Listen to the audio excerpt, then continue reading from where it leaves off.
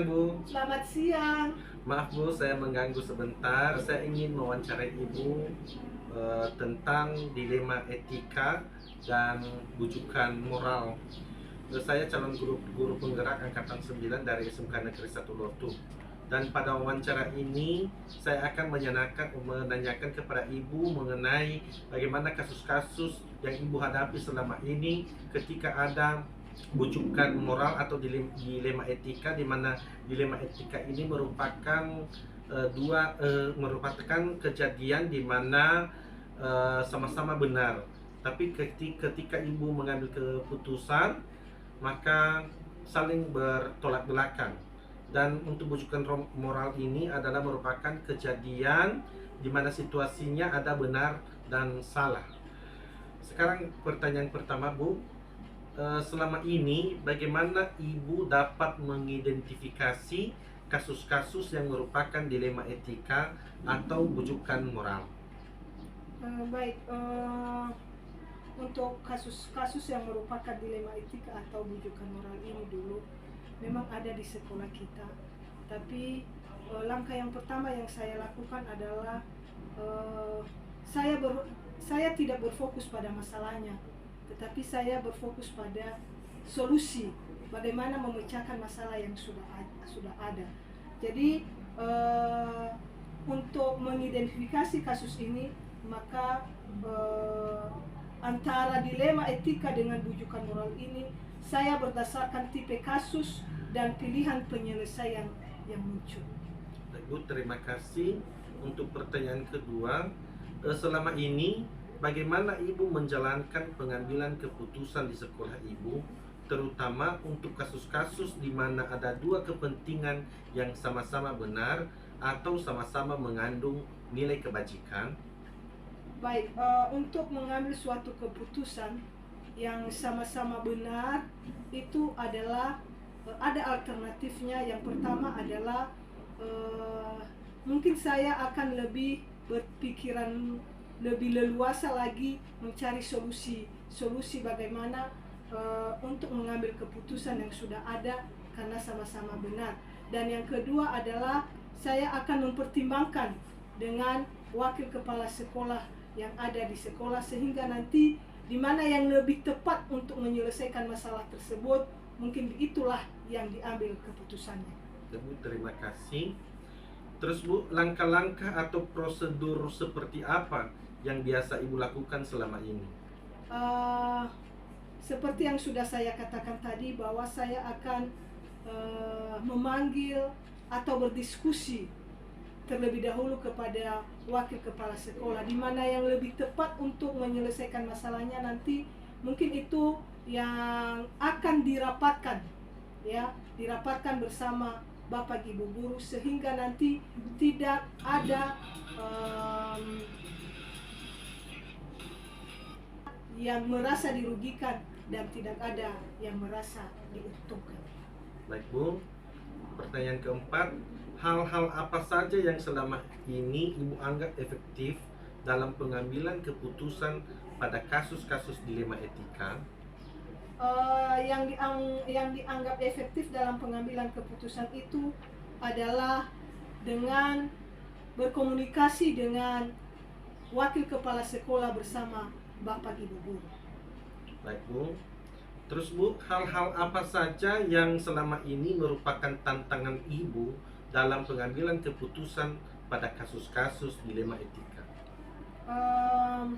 Tantangan yang saya hadapi selama ini yaitu bagaimana cara menyelesaikan masalah itu supaya tepat penyelesaiannya, sehingga nanti seperti yang sudah saya katakan tadi, tidak ada yang dirugikan dan tidak ada yang diuntungkan.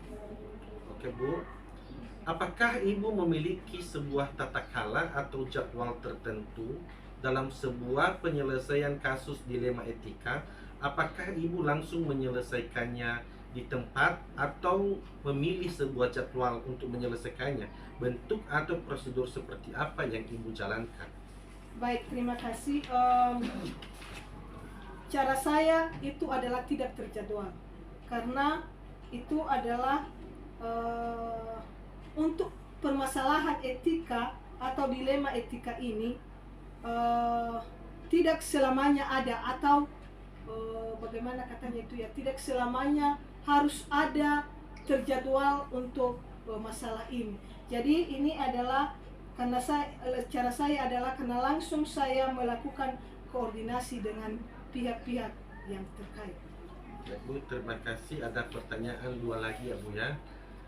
Ehm, Adakah seseorang atau faktor-faktor apa yang selama ini mempermudah atau membantu Ibu dalam pengambilan keputusan dalam kasus-kasus dilema etika? Faktor-faktor yang bisa mempermudah saya dalam pengambilan keputusan dalam kasus-kasus dilema etika ini yaitu para wakasek beserta Bapak Ibu guru yang bisa membantu saya, yang bisa mendukung saya dalam memecahkan masalah tersebut. Baik Bu, ini pertanyaan terakhir. Dari semua hal yang telah disampaikan, pembelajaran yang dapat Ibu petik dari pengalaman Ibu mengambil keputusan pada suatu dilema etika? Pembelajaran yang saya petik di situ adalah yang pertama adalah harus saya memperhatikan budaya lingkungan sekolah untuk mengambil keputusan. Baik Bu, terima kasih sudah menyita waktu Ibu. Selamat siang.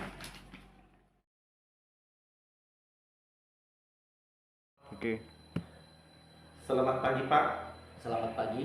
Maaf Pak, saya mengganggu waktu Bapak sebentar karena saya ingin mewawancari Bapak. Sebelumnya perkenalkan, nama saya Muzawa Zega. Saya calon guru penggerak angkatan 9 dari SMK Negeri Katuloto. Saya ingin melakukan wawancara kepada Bapak bagaimana Bapak menghadapi kasus-kasus yang selama ini di mana terdapat dua kasus, yaitu dilema etika dan bujukan moral. Di mana dilema etika ini merupakan kasus di mana situasinya sama-sama benar dan ketika Bapak mengambil keputusan maka bertentangan. Dan bujukan moral ini juga merupakan satu kasus di mana situasinya yang satu benar dan yang satu salah.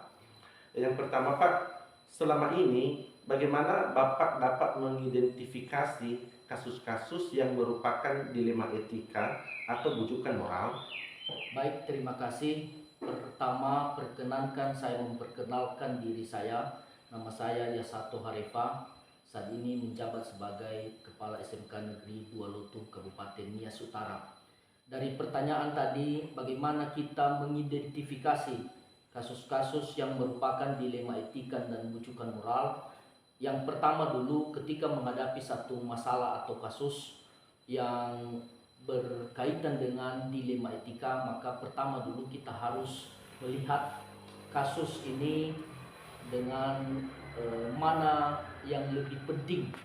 Contohnya ketika ada guru yang meminta izin untuk tidak datang di sekolah karena ada acara keluarga, maka pertama dulu kita identifikasi acara keluarganya itu apa. Apakah perannya di acaranya itu sangat penting atau tidak. Karena perannya untuk melaksanakan kegiatan KBM adalah sangat penting dan tidak bisa digantikan.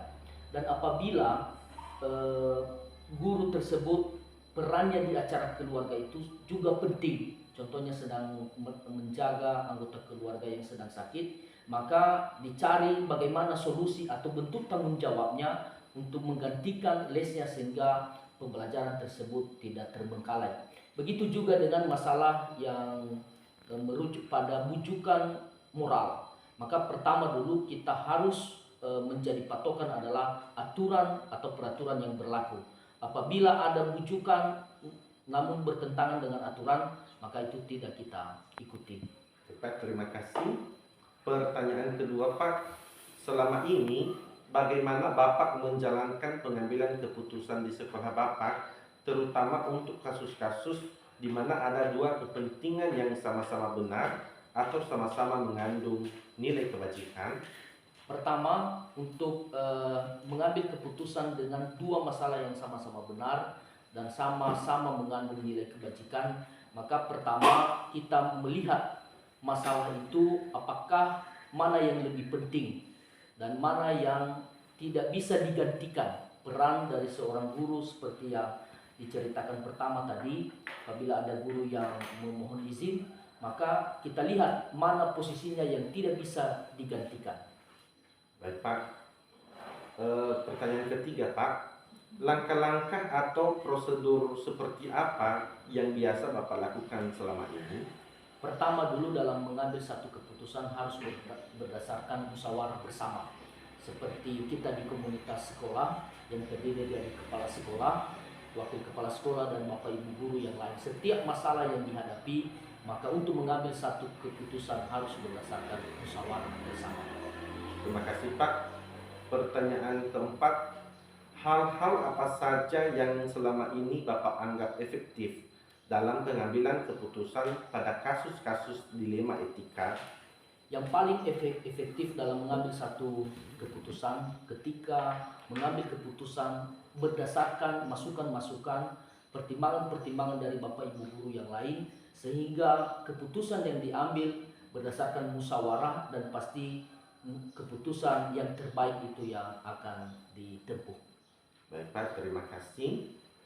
Pertanyaan kelima Pak, hal-hal apa saja yang selama ini merupakan tantangan dalam pengambilan keputusan pada kasus-kasus dilema etika?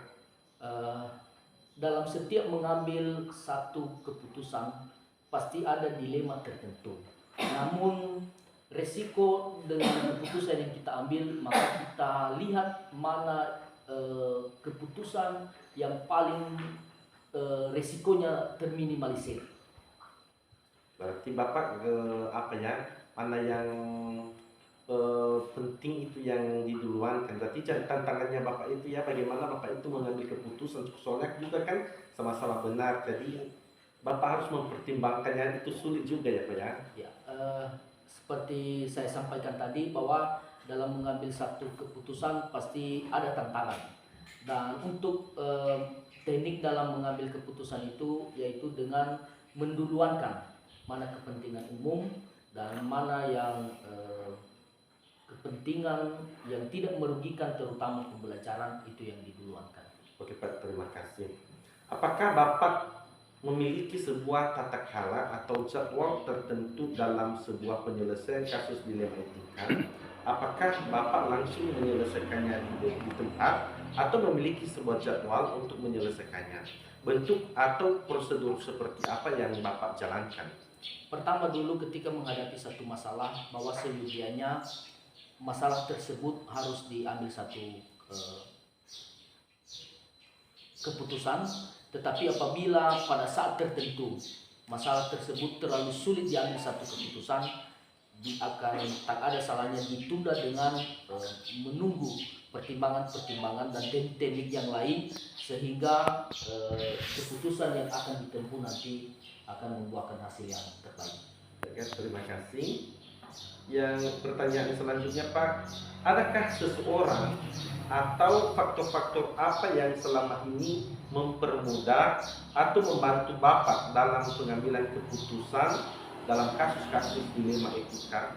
Baik, dalam mengambil satu keputusan sangat membantu dengan musyawarah, yaitu dengan berbagai pertimbangan-pertimbangan yang disampaikan baik dari bapak-bapak wakil kepala sekolah, bapak ibu guru yang lain, dengan berbagai pertimbangan, masukan-masukan, sehingga itu sangat membantu dalam mengambil satu keputusan.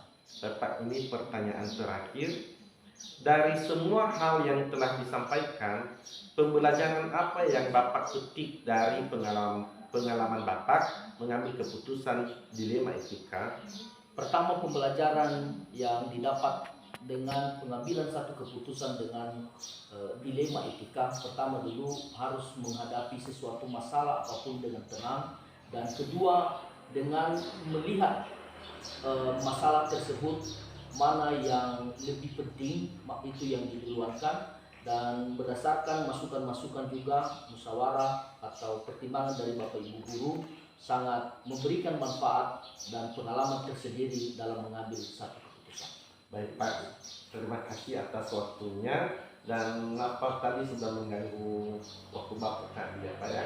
Ya, terima kasih, sukses lagi ke depan.